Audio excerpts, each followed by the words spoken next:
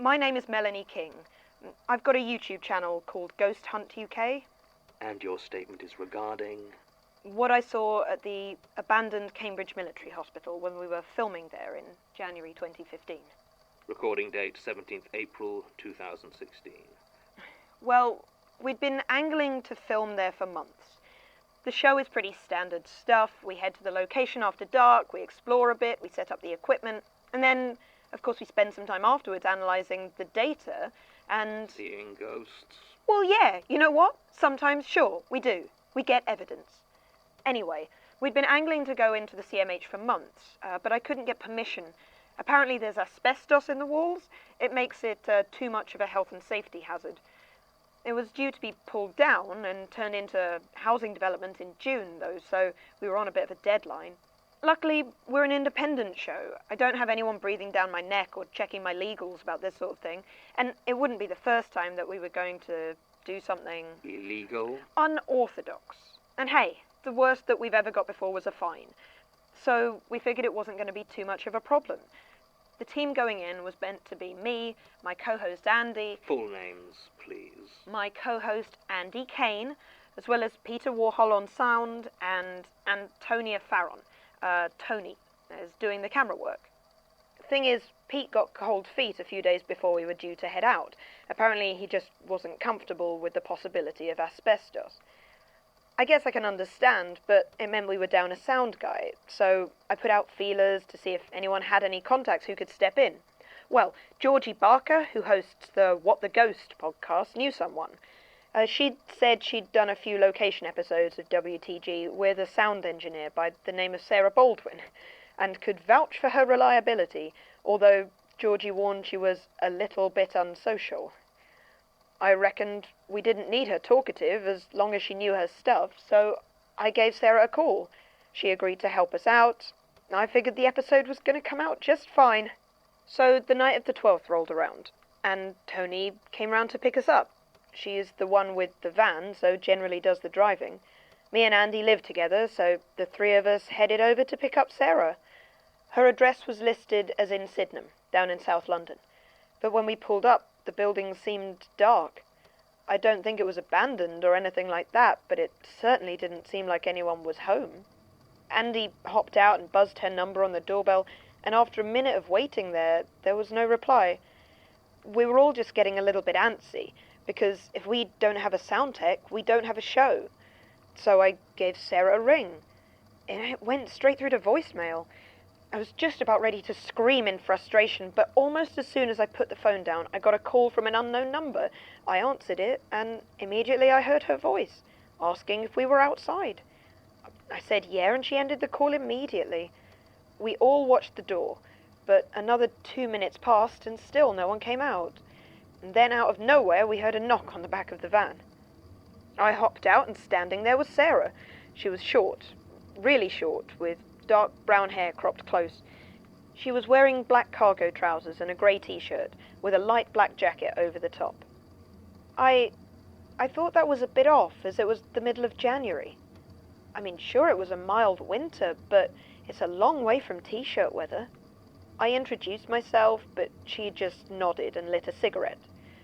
I was about to say that we'd prefer she didn't smoke in the van, but she'd already opened up the back door and climbed inside, puffing away.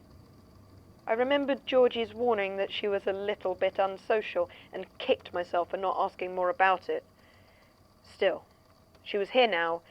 We had a sound tech, so we were going to be able to have an episode. It was about a 2-hour drive to the CMH. It's down in Aldershot, in Hampshire, and I've got to say that was about the longest 2 hours of my life. Sarah didn't talk much. If you asked her any questions, you'd just get a one-word answer, and I swear she worked hard to find the shortest word she could.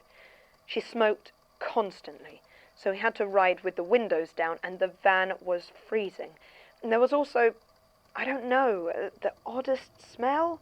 It was definitely Sarah.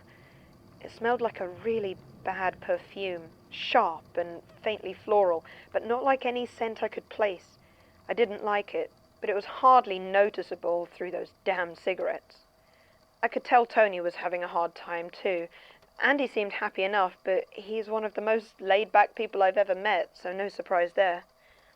We got into Aldershot about 8 p.m. and headed towards the old hospital.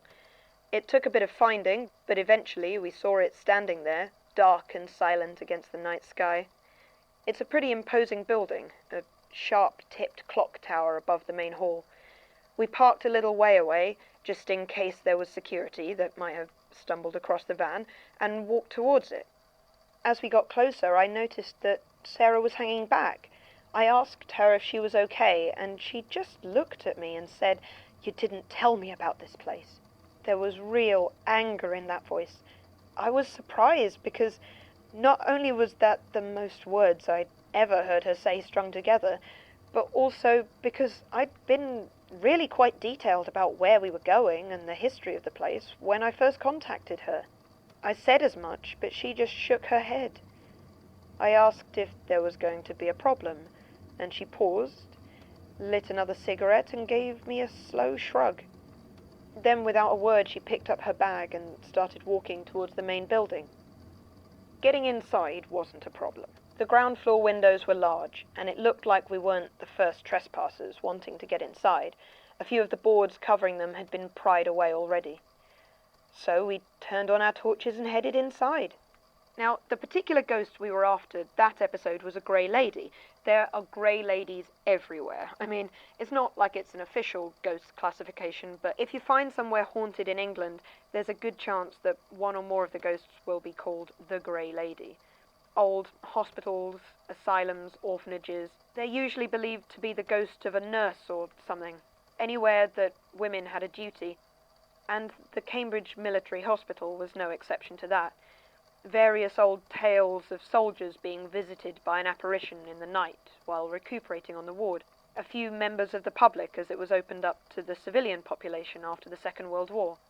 They are generally benign encounters, even kind. So we were arguing about whether to try and angle the episode for spookiness or try and build up a more emotional tale.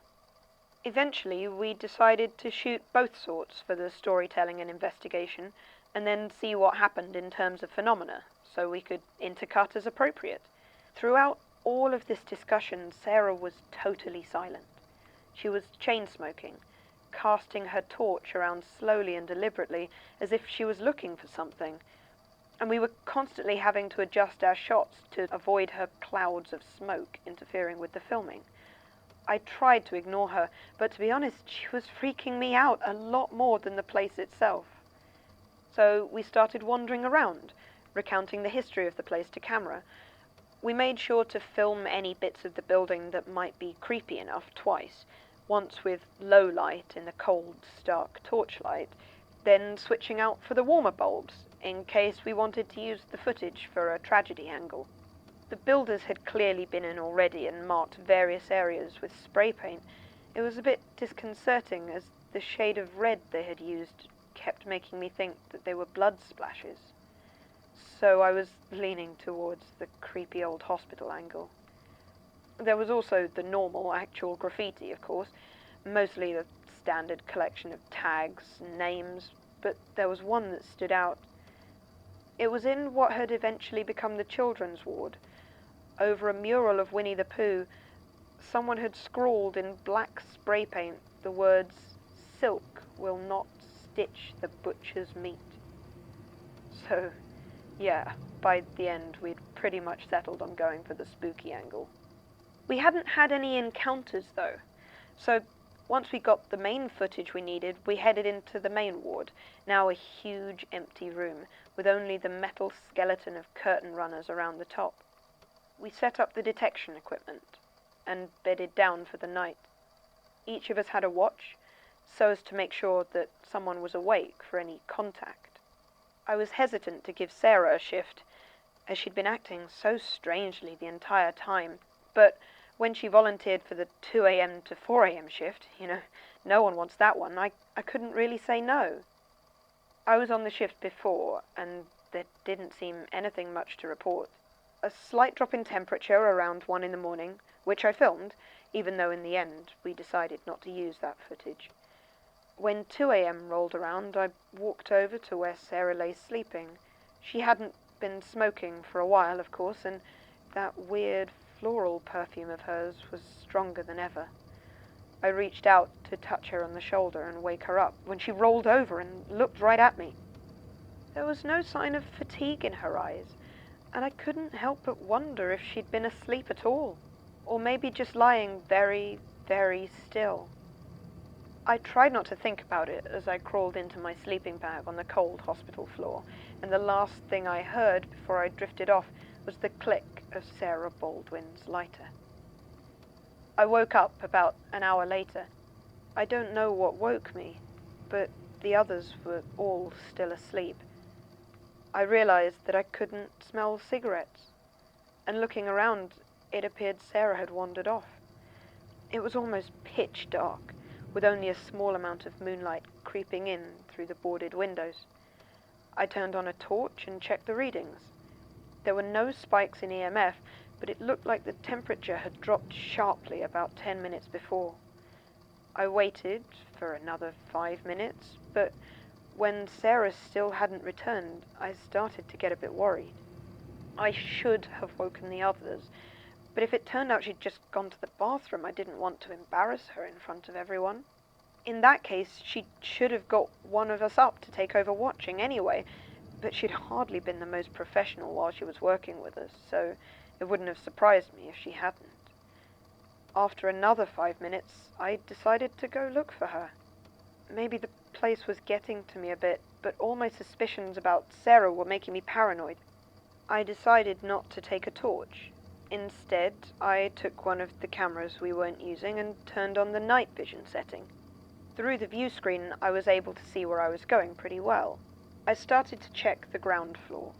The night vision cast everything into stark shapes, and every time I turned the corner, it seemed like there was something there, just beyond the range of the camera.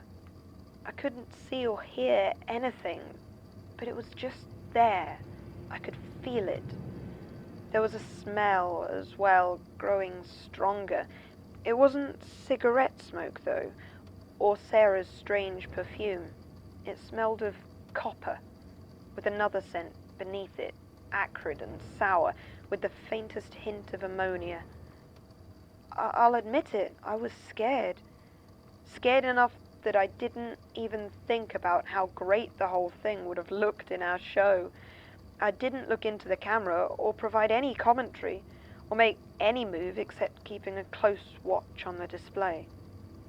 As I walked up the stairs towards the upper floor, I began to hear something. It sounded like someone was talking. It was low, quick and desperate, with an edge to it that sounded almost like pleading. It was coming from one of the smaller patient rooms off to the side. I slowly crept towards it, feeling absurd about how terrified I was about being seen. I reached the door and, using the camera, I peered inside. Sarah was there, with her bag next to her. She was gesticulating wildly and talking, though I couldn't see anyone else in the room with her. I couldn't make out most of it, though I heard the words trespass and unintended several times, and whispered apologies. I was almost about to call out to her when she suddenly stood bolt upright. It was like she was struggling to breathe. Then I heard an impact, and Sarah seemed to be flung across the room by a heavy blow. She hit the wall hard, and I heard a crack as she slumped down, a smear of blood left on the wall. I froze. I didn't know what to do. Part of me wanted to run over and see if she was all right, but I just couldn't bring myself to move. After a second or two, Sarah stirred. She shouted something into the room, this time in a language I didn't understand, and dragged herself to her feet. She removed her jacket, and I saw that there was something very wrong with her left arm. Bits of it seemed to be hanging off where it had hit the wall. She gripped it with her right hand and, well, this is where my colleagues would laugh me out of the industry. She peeled off the skin of her left arm, as if she was taking off a glove. I saw it stretch and come away from whatever was beneath.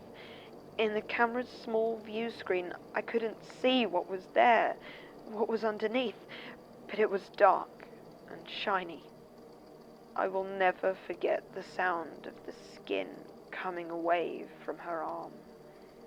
Once she had taken it off, she stretched it and then slipped it back over her hand, pulling it until it was tight. She reached into her bag and, from beneath the packets of cigarettes, she pulled out a staple gun. Around the edges of the skin, where it met the rest of her, she slowly and deliberately stapled the skin down. I don't know why that was the point I ran. I could have left at any time before that, but for some reason that was the thing that broke me, and I hurried back to the others as quietly as I could. Sarah returned about 15 minutes later and didn't seem to suspect she'd been observed. I lay awake the rest of that night, smelling her cigarette smoke and the traces of her odd floral perfume. I never asked her about it. I never brought it up with the others.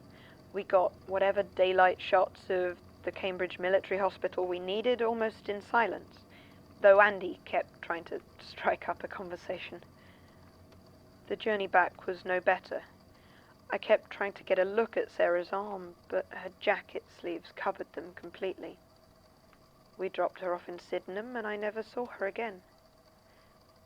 In the end, it was actually Tony that asked we not work with Sarah Baldwin again. Apparently she'd gotten weird vibes and didn't feel comfortable around her. I agreed, though I didn't share my reasons. The episode came out okay in the end, though I didn't include anything about what I saw that night. Statement ends. As I mentioned to Ms. King, there is little in this statement by way of information we can follow up. Cambridge Military Hospital is currently in the process of being turned into a housing development, so there is not much to be done in that regard. There are records of a grey lady ghost appearing in the past, specifically in the form of a nurse, though none of them come even close to matching this statement in terms of manifestation. We were unable to track down Sarah Baldwin. The address Ms. King provided in Sydenham has not been occupied for the last 6 months and does not list her as a previous tenant. We contacted Georgina Barker, who confirmed that she had worked with Baldwin on 2 episodes of her What the Ghost podcast, having previously met her at a networking event. She knew nothing about her personal life and has not seen her since the last episode they worked on. Neither the phone number or email address received any answer or reply. Still, where do I know the name Sarah Baldwin from? If I have the time, I might go back over some earlier files, see what I can find. The footage Ms. King provided was just as corrupted as she said, being virtually unwatchable, just static and distortion.